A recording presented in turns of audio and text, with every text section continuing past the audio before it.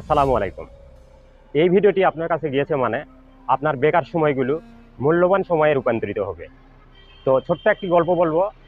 আমাদের হযরত মুহাম্মদ সাল্লাল্লাহু আলাইহি ওয়াসাল্লাম যখন মেরাজে ৭ আসমান উপরে গিয়েছিল, তখন জান্নাতে বিভিন্ন নিয়ামত দেখছিল। সেই সময় হঠাৎ করেই কান্নার আওয়াজ শুনতে পায়। তো কান্নার আওয়াজ অনুসরণ করে সেখানে যায়, গিয়ে দেখে যে একটা লোক জান্নাতি সে কান্না করছে।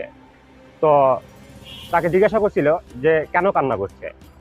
তখন সে উত্তরে বলেছিল যে দুনিয়াতে যখন আমি ছিলাম, বাসে, ট্রাকে, বিভিন্ন গাড়িতে কারোর জন্য অপেক্ষায় অনেক সময় নষ্ট করছি।